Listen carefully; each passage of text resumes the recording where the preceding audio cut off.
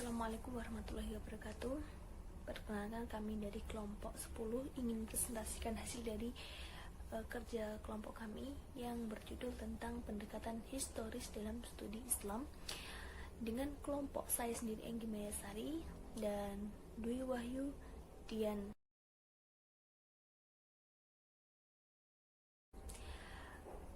Langsung saja masuk pada materi kali ini. Yang pertama yaitu tentang pendekatan yang ada dalam studi Islam.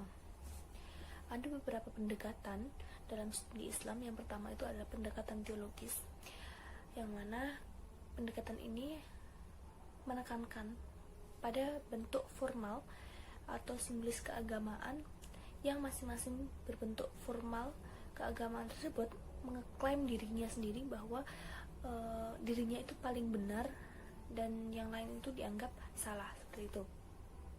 Pada hakikatnya, sasaran pendekatan teologis ini sering digunakan dalam penelitian yang dilakukan oleh para ulama dan pendeta. Pendekatan ini memahami agama secara harfiah atau memahami yang menggunakan kerangka ilmu ketuhanan dan bertolak belakang dari suatu keyakinan bahwa wujud empirik dari suatu keagamaan dianggap yang paling benar dan dibandingkan yang lain itu dianggap salah.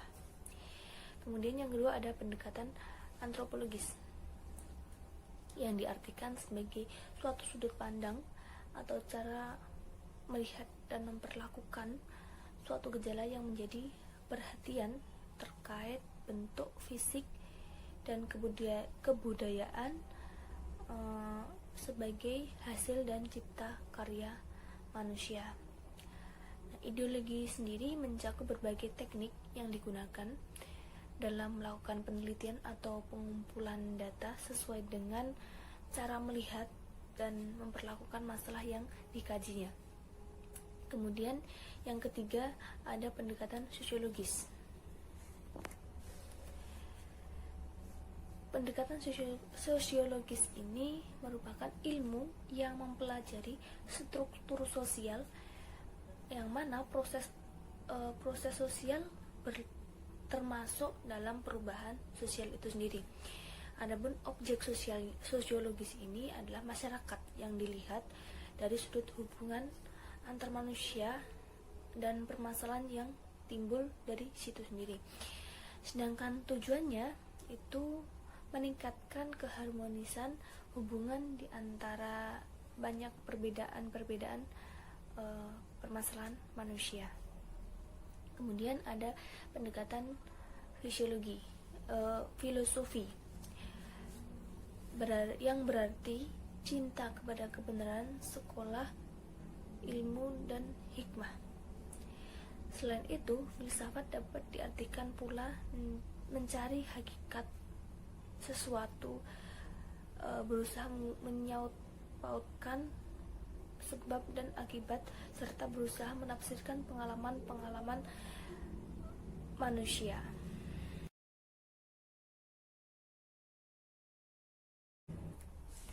Kemudian selanjutnya tentang pendekatan historis. Pendekatan historis diartikan sebagai usaha dalam rangka aktivitas penelitian untuk mengadakan hubungan dengan orang yang diteliti atau metode-metode untuk mencapai pengertian masalah yang diteliti. Dengan kata lain, penelitian yang dideskripsikan atau dijelaskan ini terkait gejala, tetapi bukan yang terjadi pada waktu penelitiannya saat itu. Nah, kemudian ada pendekatan kebudayaan. Pendekatan kebudayaan ini sebagai sebuah pedoman bagi kehidupan masyarakat yang diyakini kebenarannya oleh para warga masyarakat tersebut. Sebagai sebuah keyakinan pada hidup dalam masyarakat, maka agama menjadi corak yang lokal, yaitu lokal sesuai dengan kebudayaan dan dari masyarakat tersebut. Yang terakhir itu ada pendekatan psikologis. Nah, maksud pendekatan psikologis ini sendiri usaha untuk memperoleh sisi ilmiah dari aspek batin pengalaman keagamaan. Objek ini biasanya terjadi pada manusia, serta gejala empiris dari keagamaannya. Karena ilmu tidak berhak mempelajari betul tidaknya suatu keagamaan, suatu agama, begitu pula metode juga tidak berhak untuk menilai atau mempelajari apakah agama itu diwahyukan oleh Tuhan atau tidak, dan juga tidak berhak untuk mempelajari masalah yang tidak empiris lainnya.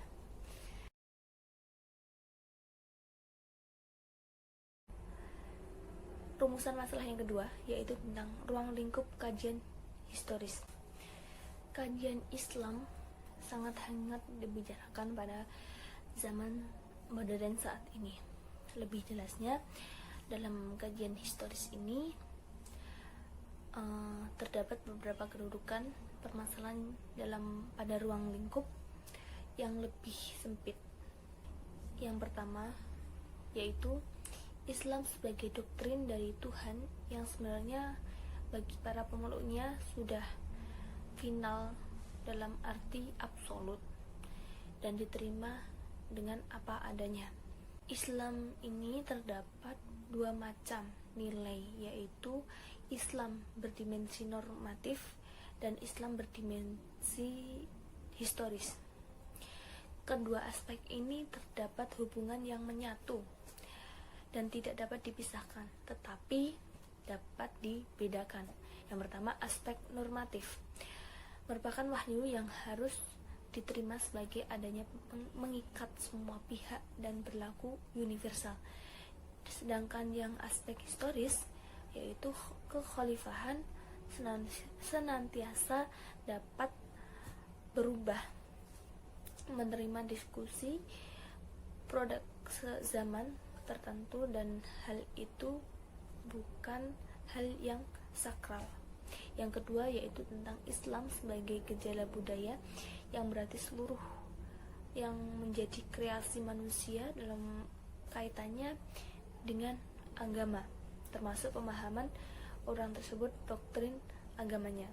Yang ketiga itu Islam sebagai interaksi sosial, yaitu realitas umat Islam. Yang keempat, Islam sebagai produk historis atau Islam yang tidak dilepaskan dari sejarah dan kehidupan manusia yang berada dalam ruang dan waktu.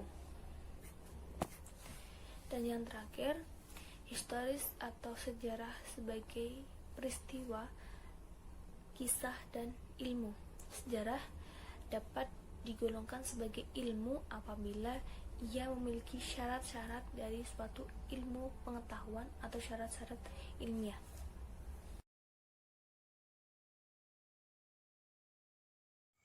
Rumusan masalah selanjutnya adalah metode pendekatan dalam studi Islam. Metode pendekatan dalam studi Islam ada 3. Yang pertama, heuristik.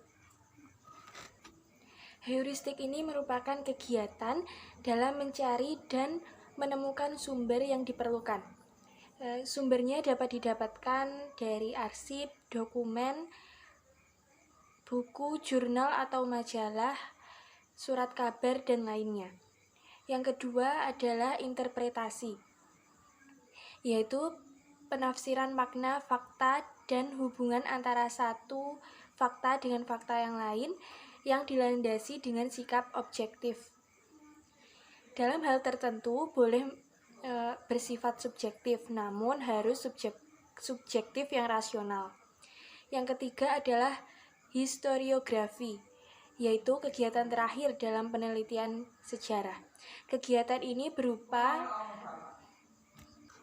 merangkai fakta beserta makna secara kronologis dan sistematis.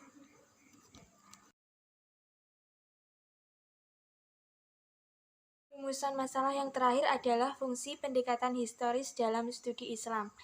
Dalam hal ini ada 4 fungsi. Yang pertama, fungsi rekreatif atau hiburan. Fungsi ini berupa perasaan senang dalam penulisan atau belajar sejarah. Lalu yang kedua adalah fungsi inspiratif, yaitu terkait dengan proses memperkuat identitas dan mempertinggi dedikasi sebagai suatu bangsa dan negara. Dengan mempelajari sejarah, akan mengembangkan inspirasi, kreativitas, dan imajinasi para generasi muda. Lalu fungsi yang ketiga adalah fungsi instruktif, yaitu sebagai alat bantu pelajaran. Sejarah dapat berperan dalam penyampaian pengetahuan dan keterampilan kepada subjek belajar. Yang keempat adalah subjek edukatif. Maksudnya, sejarah dapat dijadikan pelajaran dalam kehidupan sehari-hari bagi manusia, karena terdapat nilai-nilai positif dalam sejarah itu.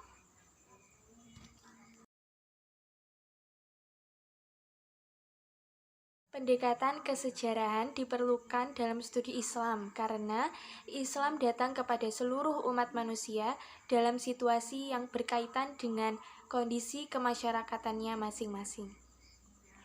Demikian presentasi dari kelompok kami, ada kurang lebihnya mohon maaf. Wassalamualaikum warahmatullahi wabarakatuh.